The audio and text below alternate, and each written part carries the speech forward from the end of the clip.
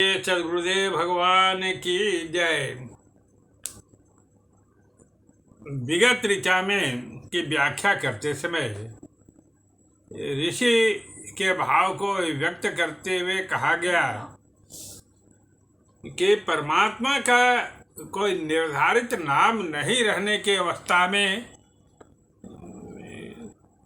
नाम के रहस्य को जब तक जाना नहीं जाएगा तब तक मनुष्य का परम कल्याण नहीं हो सकता है। परम कल्याण दिलाने वाला शब्द नाम ही है। नाम संबोधन करते ही परमात्मा के संपूर्ण स्वरूप का बोध होने लगता है।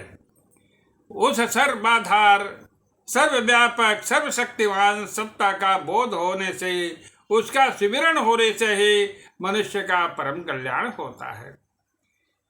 भ्रांति बस काल्पनिक नामों का सहारा लिया गया और काल्पनिक नामों को ही परमात्मा का वास्तविक नाम बतलाया गया, जो यह सत्य नहीं है। इसीलिए ऋषि ऋचा में समझाए थे कि ऐ विद्वानों, वह नाम नहीं है, वह संबोधन एकांगी है, विशेषण है। इसलिए नाम के रहस्य को जानने का प्रयास करें। अब एक ऐसे ऋषि की वाणी आई है जिनका नाम था देव भवे और वे देव प्रभा ऋषि के शिष्य थे। ये उसी भाव को और विस्तार से स्पष्ट करते हैं। वे कहते हैं कि चारों वेदों की प्रतिष्ठा केवल नाम का गुणगान करने से ही हुआ है।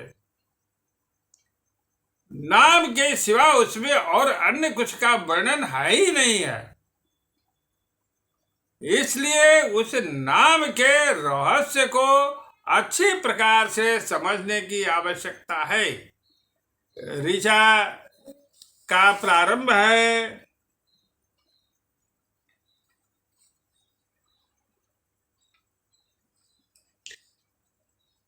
ऋचो नामास्मि ग्वंसि नामास्मि सामानि नाम।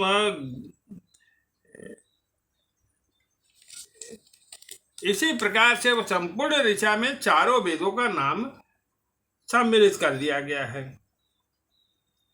अब इसका भाव यह है, जो पूर्व में बतला भी दिया गया है, कि सर्वप्रथम ऋग्वेद का प्रणयन हुआ था। ऋग्वेद के मंत्रों को ही ऋचा कहा जाता है। इसीलिए इस मंत्र में ऋचा शब्द पहले रखा गया। ऋचा में केवल नाम का ही गुणगान किया गया है। इसके बाद जो स्थान आता था वह यजुर्वेद का था। यजुर्वेद में भी नाम का ही यशोगान किया गया है। तीसरा वेद जो था, जिसको सामवेद कहते हैं, उसके लिए अनिवार्यता थी कि किसी भी यज्ञ याग में सत्वर उसका पाठ किया जाता है, वह परमात्मा के का ही केवल प्रार्थना मात्र है।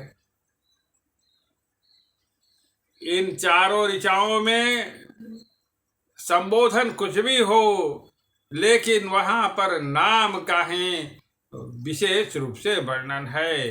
नाम अर्थात परमात्मा का।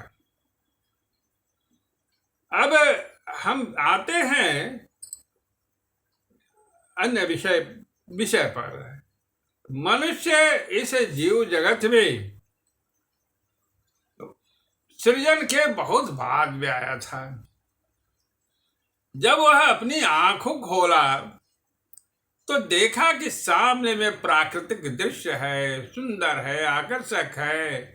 जिन घासों पर वह बैठा हुआ था उसमें देखा कि अभी तो दो बढ़िया से निकले नहीं हैं, वृद्धि नहीं हुई है, लेकिन कल वही पल्लव पुष्पित हो गए। तब वह कहा कि इसका निर्माता जरूर कोई न कोई होगा, और उस निर्माता को वह खोजने लगे। मनुष्य में चिंतन करने की शक्ति है, मनुष्य में उसको चिंतन के वे भाव को ही व्यक्त करने की शक्ति है, इसलिए वह जहां तक कल्पना कर सका था वहां तक जो उसको परमात्मा की विशेषता समझ में आई उनसे संबोधित करके उनका प्रार्थना किया। परवर्ती काल में लोग उसी को परमात्मा का वास्तविक नाम समझ लिए, लेकिन वह नाम नहीं था, वह परमात्मा का एक विशेषण था।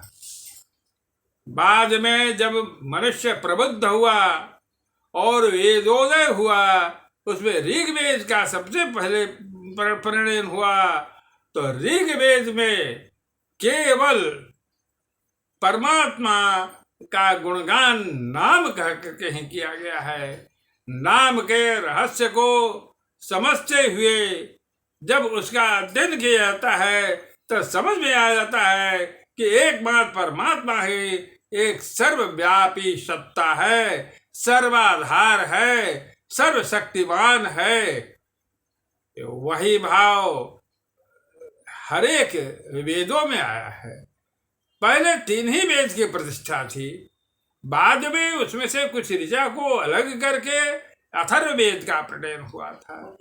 इस प्रकार से ऋषि कहते हैं कि मनुष्य का जो शरीर है यह त्रिगुणात्मक पंचभूतों से बना हुआ है, इसलिए वह पूर्णतः प्राकृतिक है और प्रकृति का ही दृश्य उसको देखने का अनुभव है। परमात्मा प्रकृति से बाहर का चीज रहने से वह परमात्मा के वास्तविकता को देख नहीं पाता है, अनुभव नहीं कर पाता है।